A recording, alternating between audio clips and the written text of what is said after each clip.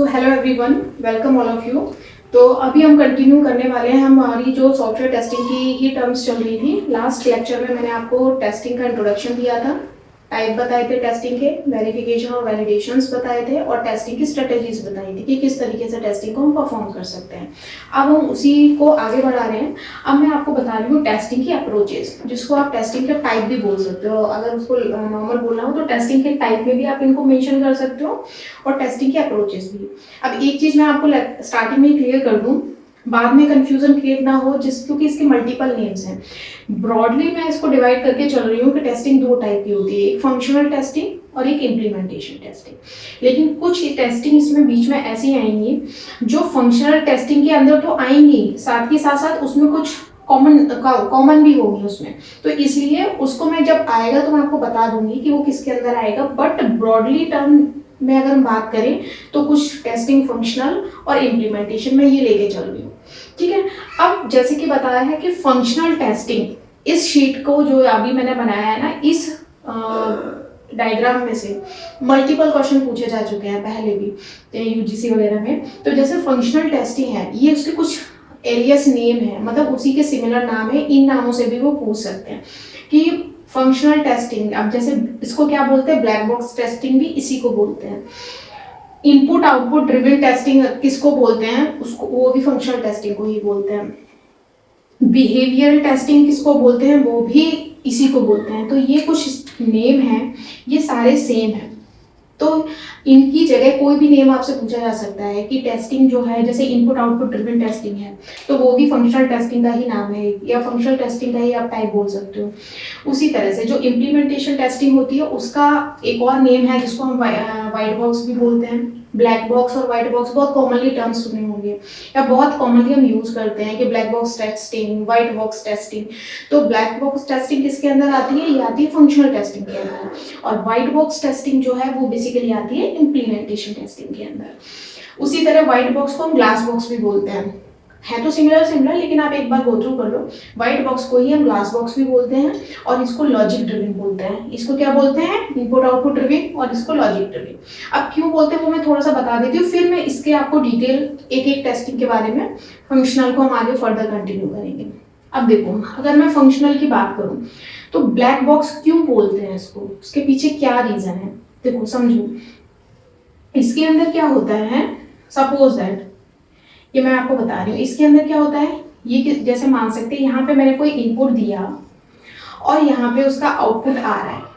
Internal क्या process चल रहा है, यहाँ पे अंदर क्या हो रहा है, वो दिखता नहीं है, वो हमें पता नहीं होता है। यानी कि इसको ये पूरा हम जैसे बोल सकते हैं कि एक तरीके से, इसीलिए इसका नाम भी पड़ा है ब्लैक बॉक्स। इसका मतलब इनपुट क्या है वो हमें पता है, क्या दिया जा रहा है, उसका आउटपुट क्या आना चाहिए वो भी हमें पता है, लेकिन उसके अंदर का जो स्ट्रक्चर है या उसके अंदर जो लॉजिक है वो हमें नहीं दिखाई देता, या वो हमें नहीं पता चलता। सपोज दैट, इसका बेसिक एग्जांपल बता रही हूँ। सपोज दैट सर मैंने एक्स, मैं का एक एग्जांपल देती हूँ। जैसे मैंने एक्स की वैल्यू 2 दिया एज ए इनपुट, ये क्या हो गया, इनपुट। अब मुझे इसके बीच में क्या प्रोग्राम लिखा मैंने किसी लैंग्वेज में, या क्या कैलकुलेशन की वो नहीं पता, लेकिन मुझे ये पता है कि एक्स स्क्वायर जब करूंगी तो आंसर 4 आना चाहिए, वो मैंने 4 लिख दिया।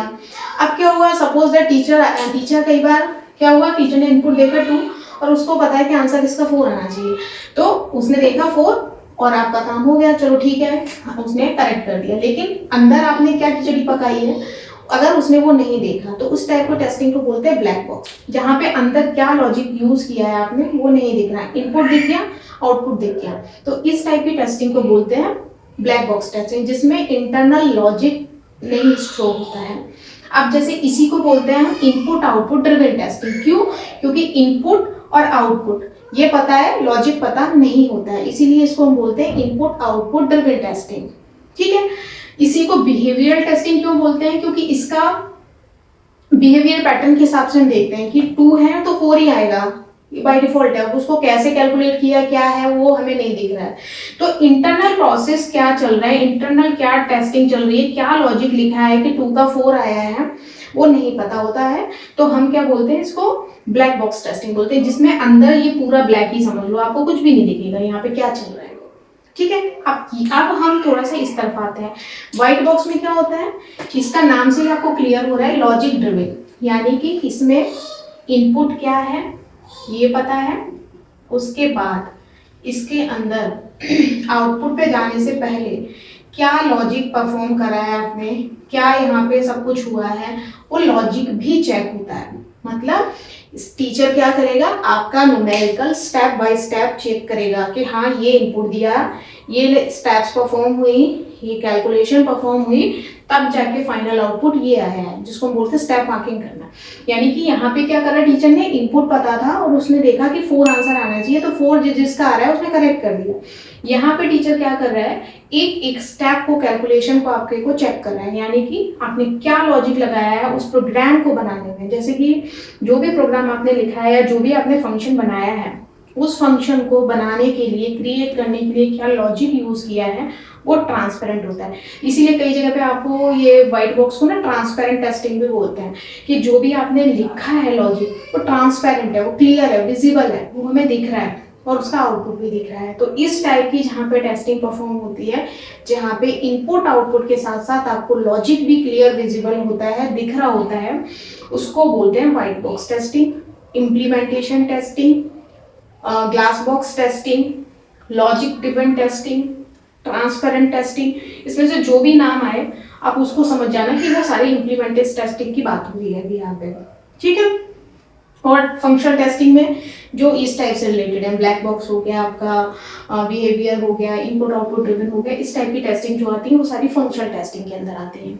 अब ये तो मैंने आपको इसके नाम बताए कि इनमें से कोई भी नाम दे सकता है, जो भी नाम दे आप समझ लेना कि फंक्शनल टेस्टिंग की बात कर रहा है।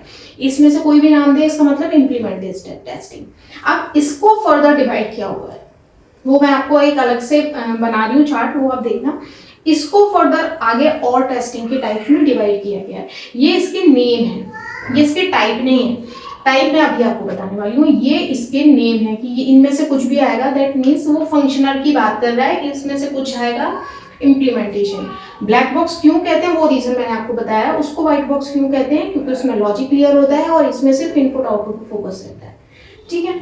अब मैं इसके टाइप्स आपको लिख रही हूँ, तो वो आप देख लो। इसको भी हटा रहे हैं, पहले मैं फंक्शनल कंप्लीट करूंगी, उसके बाद हम लोग इम्प्लीमेंटेशन पर मूव करेंगे। तो ये जो मैंने लिखा है आपको, ये मैंने कुछ फंक्शनल टेस्टिंग के टाइप लिखे। अभी इम्प्लीमेंटेशन को अभी आप थोड़ी देर के लिए उसको भूल जाओ, उसको हम इसके पास स्टार्ट करेंगे। ये वो मैंने जो बताए थे वो फंक्शनल टेस्टिंग के नेम थे, ये फंक्शनल टेस्टिंग के टाइप हैं। ये सारे टाइप फंक्शनल टेस्टिंग के अंदर आते हैं। इम्प्लीमेंटेशन को हम बाद में करेंगे, पहले मैं वन बाय वन इनको एक बार आपको एक्सप्लेन कर देती हूँ। तो फंक्शनल टेस्टिंग के अंदर जो सबसे पहला आता है, सबसे फर्स्ट पार्ट है उसका, उसको बोलते हैं हम इक्विवेलेंस टेस्टिंग। इससे नाम से पता होगा कि इक्विवेलेंस टेस्टिंग का मतलब क्या है। सपोज दैट मेरे पास 0 से लेके 1000 तक का कुछ डेटा है, ठीक है। तो उसमें हमने क्या देखा, तो इक्विवेलेंस टेस्टिंग परफॉर्म करनी है, तो मैंने क्या किया, मान लो मैंने 0 से लेके 200 तक चेक कर लिया। अगर वो टेस्ट केसेस हमारे करेक्ट हैं, तो हम ये अज्यूम कर लेते हैं कि पूरा 0 से लेके जितना भी अमाउंट, मतलब रेंज हमें दिया है, वो सारे टेस्ट केसेस करेक्ट होंगे, ये हम अज्यूम कर लेते हैं। तो उसमें क्या होता है कि जो एक कुछ अमाउंट हमने चेक किया और उसके बाद अगर वो करेक्ट आ गया, तो हम ये नहीं सोचते कि इसमें आगे जाके कहीं कोई प्रोग्रामिंग लॉजिक में कोई प्रॉब्लम आ सकती है। हम क्या करते हैं, अज्यूम कर लेते हैं कि उसकी सारी की सारी वैल्यू टेस्ट केसेस उसके करेक्ट होंगे। तो इस टाइप की जो टेस्टिंग होती है उसकी बोलते हैं इक्विवेलेंस टेस्टिंग, ठीक है। बाउंड्री वैल्यू टेस्टिंग का मतलब क्या होता है, जैसे कि मान लो मेरे पास कोई नंबर है, जैसे मान लो 0 से 100 तक की रेंज है, इसके इसके ऊपर हमें टेस्ट केसेस परफॉर्म करने हैं। तो हम क्या करेंगे, पूरा एक 0 से लेके 99 तक, हम 100 तक पूरे नहीं चलेंगे। हम लोग क्या चेक करेंगे, फर्स्ट जो पार्टीशन वैल्यू है और लास्ट जो बाउंड्री वैल्यू है। ये जो बाउंड्री वैल्यू है, इनिशियल बाउंड्री की जो वैल्यू है और फाइनल बाउंड्री की जो वैल्यू है, इसके ऊपर हम टेस्ट केसेस परफॉर्म करेंगे। अगर वो करेक्ट आते हैं तो हम ये अज्यूम कर लेंगे कि 0 से 99 तक भी करेक्ट ही होंगे, ठीक है। मतलब इसमें आप बाउंड्री की वैल्यूज को चेक करते हैं, पूरे का पूरे टेस्ट, सभी के ऊपर टेस्ट केसेस परफॉर्म नहीं कर सकते। हम इनिशियल और लास्ट की बाउंड्री के ऊपर टेस्ट केसेस अप्लाई करते हैं। अगर हमें रिजल्ट करेक्ट मिलता है तो हम अज्यूम कर लेते हैं कि सारे के सारे वैल्यूज करेक्ट होंगे। इस टाइप की जो टेस्टिंग का रिजल्ट होता है, इस टाइप की जो टेस्टिंग होती है उसे बोलते हैं बाउंड्री वैल्यू टेस्टिंग, ठीक है। नेक्स्ट सबसे इंपॉर्टेंट, एक्सेप्टेंस टेस्टिंग। ये टेस्टिंग कहाँ परफॉर्म होती है? ये टेस्टिंग परफॉर्म होती है यूजर के एंड पे, यानी कि कौन वैलिडेट करता है इस टाइप की टेस्टिंग को? यूजर वैलिडेट करता है। तो कई जगह आपको इस टेस्टिंग का नाम मिलेगा वैलिडेशन टेस्टिंग। जो मैंने स्ट्रेटेजी बनाई थी ना, उसमें आपको दिखा था वैलिडेशन टेस्टिंग। तो वैलिडेशन टेस्टिंग किसका पार्ट होता है? वैलिडेशन टेस्टिंग एक्सेप्टेंस टेस्टिंग का पार्ट होता है। ठीक है, अब एक क्वेश्चन आएगा तो आप देखना कि उसमें ये पूछा गया है कि वैलिडेशन टेस्टिंग जो है वो किसका पार्ट है?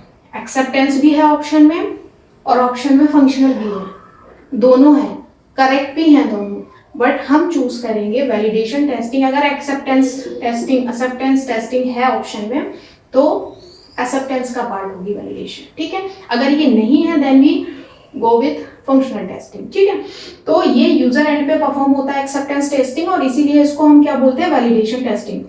और इसके मोस्ट कॉमन नेम जो सुने होंगे, एक होता है हमारा अल्फा टेस्टिंग और एक होता है बीटा टेस्टिंग। ओके, तो एक्सेप्टेंस टेस्टिंग को बेसिकली यूजर वेरीफाई करता है, यूजर एंड पे वैलिडेट होता है, तो इसलिए इसको हम वैलिडेशन टेस्टिंग भी कहते हैं। अब वैलिडेशन टेस्टिंग के सबसे इंपॉर्टेंट दो हैं, एक होता है अल्फा टेस्टिंग, जो मोस्ट कॉमनली टर्मिनोलॉजी यूज होती है उसे हम बोलते हैं अल्फा टेस्टिंग, और बीटा टेस्टिंग। अब ये दोनों मैं पहले थोड़ा सा बता देती हूँ। अल्फा टेस्टिंग क्या होता है, बीटा टेस्टिंग क्या होता है? होते दोनों को वैलिडेट यूजर ही करेगा, एंड यूजर ही करेगा, यानी कि जो कस्टमर है वही करेगा, बट दोनों में फर्क है। अल्फा टेस्टिंग क्या होती है? जो अल्फा टेस्टिंग परफॉर्म किया जाता है, जैसे सपोज दैट मैं कस्टमर हूँ और मैंने आपको एक अपना सॉफ्टवेयर बनाने के लिए दिया है, सॉफ्टवेयर आपने अपने एंड पे टेस्ट कर लिया, अब आप मुझे बुला रहे हो कि मैम आपका सॉफ्टवेयर रेडी हो गया है, आप एक बार आके चेक कर लीजिएगा कि आपकी जो रिक्वायरमेंट है वो सही है या नहीं। तो आप मुझे अपने ऑफिस बुला रहे हैं, यानी कि मैं वैलिडेट नहीं करूंगी, लेकिन वो किसके एंड पे होगा? वो डेवलपर साइड पे होता है। जो भी ये इस टाइप की टेस्टिंग परफॉर्म होती है वो कहाँ होती है? डेवलपर के एंड पे, यानी कि मैं आपके लैपटॉप में चेक करूंगी, आप मेरे सर पे रहेंगे और मैं ये चेक करूंगी, परफॉर्म नहीं करूंगी, बट वो कहाँ होता है? अल्फा टेस्टिंग परफॉर्म होती है डेवलपर एंड पे, आपकी साइड पे जाके हम ये चेक कर रहे हैं कि हाँ भाई मैं टेस्टिंग परफॉर्म कर रही हूँ कि ठीक है या नहीं है। ठीक है, तो इस टाइप की जो टेस्टिंग परफॉर्म होती है जो डेवलपर साइड में होती है उसको बोलते हैं अल्फा टेस्टिंग। बीटा टेस्टिंग भी परफॉर्म की जाती है यूजर और कस्टमर के द्वारा ही, लेकिन वो कहाँ होता है? रियल इन्वायरमेंट में होती है। रियल इन्वायरमेंट में मतलब अगर मैंने आपको कोई प्रोजेक्ट दिया है तो वो प्रोजेक्ट आप मुझे डिलीवर करेंगे और उसको मैं अपने इन्वायरमेंट में, सपोज दैट वेबसाइट का काम दिया था तो मैं अपने लैपटॉप में चेक करूंगी, because you are a developer, आपका जो मशीन होगा या आपका जो इन्वायरमेंट होगा तो डेफिनेटली वो बेटर होगा, बहुत अच्छा होगा, तो वहाँ पे तो वो सब सही से काम कर रहा है। हो सकता है जब मैं उसको अपने रियल इन्वायरमेंट में लेके आऊँ या मैं उसको अपने मशीन्स में लेके आऊँ तो हो सकता है वो प्रॉपर वर्क ना करे, तो कस्टमर ही टेस्ट करता है, लेकिन दोनों एंड पे, डेवलपर की साइड पे जाके भी टेस्ट करता है, उस इन्वायरमेंट में भी टेस्ट करता है, और उसके बाद रियल इन्वायरमेंट में लाके भी वो सॉफ्टवेयर टेस्ट होता है। अगर तब अप्रूव करता है कस्टमर तो उसके बाद वो टेस्टिंग फाइनली कंप्लीट होती है कि हाँ ये यूजर ने वैलिडेट कर दिया है कि ये सॉफ्टवेयर करेक्ट है, तो वो दोनों एंड पे वेरिफिकेशन होता होगा। देखो वैसे एग्जांपल दूं, कई बार आपने देखा होगा कि हम प्ले स्टोर से कोई सॉफ्टवेयर जब डाउनलोड करते हैं तो उसमें आता है एक ऑप्शन, मतलब परमिशन मांगता है उससे कि are you become a beta tester या इस टाइप का आता है। तो जब आप परमिशन देते हैं, उसको अलाउ करते हैं कि आप बीटा टेस्टर बनना चाहते हैं उस सॉफ्टवेयर के, तब वो आपके सॉफ्टवेयर, आपका जो फोन का जो डेटा है, जो आप सॉफ्टवेयर से रिलेटेड जो भी कर रहे हैं, तो वो उसको एक्सेस करते हैं, उसको रिट्राइव करके देखते हैं, क्योंकि वो कंपनी भी चाहती है कि रियल इन्वायरमेंट में उनका सॉफ्टवेयर की टेस्टिंग परफॉर्म हो, क्योंकि रियल इन्वायरमेंट में मतलब बीटा वर्जन में, तो वो तभी होता है जब हम परमिशन देते हैं, ऐसे नहीं है, लेकिन वो इस तरीके की चीज़ें होती हैं क्योंकि वो हमारे इन्वायरमेंट में चेक हो रहा है, हमारे लैपटॉप से वो हम परमिट कर रहे हैं उसको, यानी वो कौन सा इन्वायरमेंट हुआ, वो कस्टमर का अपना इन्वायरमेंट हुआ, तो वहाँ पे उसकी टेस्टिंग परफॉर्म हो रही है। डेवलपर के एंड पे तो हो गई, जिसने डिज़ाइन करा होगा या करवाया होगा उसने टेस्ट कर ही लिया होगा। जनरल टेस्टिंग के लिए हम बीटा वर्जन का यूज करते हैं। ठीक है, अब नेक्स्ट आते हैं, ये इंपॉर्टेंट, ये यहाँ तक हो गया एक्सेप्टेंस तक। उसके बाद आते हैं कॉज एंड इफेक्ट। ये तीनों लगभग सिमिलर से हैं, cause and effect testing, pair wise testing, state based testing, लगभग वर्किंग आपको सेम ही लगेगी।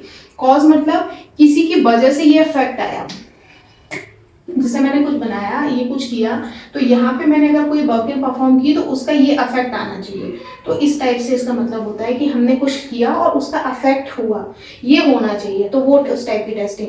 अगर मैंने यहाँ चेंज किया तो इसका अफेक्ट ये होना चाहिए कि इस फंक्शन का आउटपुट ये आना चाहिए। अगर वो आ रहा है then it will be okay, कोई प्रॉब्लम नहीं है। जैसे कुछ हमें पता होता है ना कि अगर मैंने इस फंक्शन में ये चेंजेस किया तो इसका जो फाइनल फंक्शन है उसकी वर्किंग में ये वेरिएशन आना चाहिए, तो कोई प्रॉब्लम नहीं है, हम कर सकते हैं। तो इसका कॉज का क्या इफेक्ट होगा वो टेस्ट करना है कि कोई हमने चेंजेस किए उसका आफ्टर इफेक्ट क्या आ रहा है।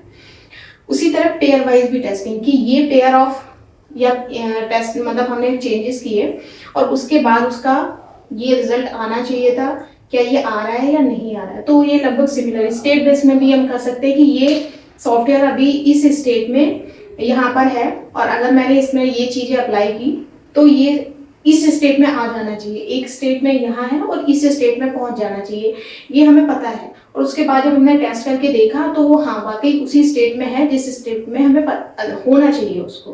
तो ये लगभग सिमिलर है, सिमिलर टाइप की ये टेस्टिंग लगेगी जब हम परफॉर्म करेंगे कि एक हम कुछ वर्क कर रहे हैं उसके करने के बाद ऐसा आना चाहिए, तो उसके रिगार्डिंग जो टेस्टिंग होती है उसको बोलते हैं हम कॉज एंड इफेक्ट भी बोल सकते हैं, पेयर वाइज और स्टेट बेस्ड, ये लगभग सिमिलर है। तो ये सारे जो टाइप हैं देख लीजिए आप 1 2 3 4 5 एंड 6, ये सारे हमारे फंक्शनल टेस्टिंग के टाइप हैं। और इसमें सबसे इम्पॉर्टेंट और सबसे मेजर है एक्सेप्टेंस टेस्टिंग, जिसको एंड यूजर के बिहाफ पे परफॉर्म करते हैं, वो वैलिडेट करता है, इसीलिए इसको हम वैलिडेशन टेस्टिंग भी बोलते हैं। ठीक है, और ये भी फर्दर फिर डिवाइड हो जाती है दो पार्ट में, alpha testing and beta testing. ठीक है, परफॉर्म यूजर के एंड पे ही होता है, ये थोड़ा सा डिफरेंस है वो ध्यान रखना, और ये सारे जो फंक्शनल टेस्टिंग के अंदर आते हैं। ठीक है, अब हमारा जो नेक्स्ट है, जो भी टाइप्स हम डिस्कस करेंगे वो होंगे इम्प्लीमेंटेशन टेस्टिंग के टाइप। इनको आप एक बार देख लो और अब थोड़ा सा सारी चीजों को ना एक साथ लाके थोड़ा सा विजुअलाइज कर लो आप कि अभी तक हमने क्या किया, कि अभी तक जो हम टेस्टिंग हमने शुरू की थी वो हमने क्या क्या किया। एक ब्रीफ मैं आपको फटाफट से रिव्यू दे देती हूँ, अभी तक हमने यहाँ तक क्या क्या कर लिया। सबसे पहले टेस्टिंग हो गई आपकी, उसके आपने वेरिफिकेशन और वैलिडेशन क्या होता है, ठीक है, वो कर लिया, सबसे इम्पोर्टेंट टेस्टिंग का टर्मिनोलॉजी। उसके बाद आपने इसके टाइप्स कर लिए, ठीक है, उसके बाद आपने इसकी स्ट्रेटजी भी कर ली। ठीक है, उसके बाद हमने फंक्शनल जो टेस्टिंग थी उसके टाइप भी किए। ठीक है, और अभी वो बचा हुआ है हमारा, ठीक है, इम्प्लीमेंटेशन, इसके टाइप भी हमने किए। और इसके नेम, सिमिलर नेम्स सबसे इम्पोर्टेंट, यानी कि जो हमने टाइप्स को डिवाइड किया तो टेस्टिंग को दो पार्ट में डिवाइड किया, फंक्शनल, इम्प्लीमेंटेशन। फंक्शनल को किस किस नाम से प्रोनाउंस कर सकते थे हम, black box testing, input output driven testing, behaviour testing, ये सारे के सारे नेम किसके हैं, फंक्शनल टेस्टिंग के। कुछ भी इसकी जगह पे यूज कर सकते हैं, आपको ध्यान रखना है कि इन तीनों में से कुछ भी आया फंक्शनल है। फंक्शनल को फिर फर्दर डिवाइड किया गया इक्विवेलेंस में, ठीक है, बाउंड्री वैल्यू टेस्टिंग में, एक्सेप्टेंस टेस्टिंग में, जिसको वैलिडेशन टेस्टिंग भी बोलते हैं। वैलिडेशन को फिर फर्दर अल्फा बीटा में भी चले गए हम। उसके बाद हम कॉज एंड इफेक्ट टेस्टिंग भी हो गई, उसके बाद हमारा स्टेट बेस्ड टेस्टिंग भी हो गया और हमारा पेयर वाइज टेस्टिंग भी हो गया। तो ये सारे टाइप हैं कम्स अंडर फंक्शनल टेस्टिंग में, ठीक है। और उसके बाद उसकी हमने वो भी बताई थी स्टेट ऑफ टेस्टिंग, सबसे पहले यूनिट, फिर इंटीग्रेशन, देन सिस्टम।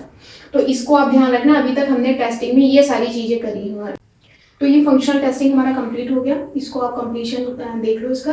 अब नेक्स्ट क्लास में हम कंटिन्यू करेंगे हमारी इम्प्लीमेंटेशन लेवल पे। तो इम्प्लीमेंटेशन में क्या क्या आएंगे, उनकी वर्किंग किस तरीके से होगी वो डिस्कस करेंगे। तो अभी तक हमारा जो हो गया वो फंक्शनल जो टेस्टिंग है वो कंप्लीट हो गई।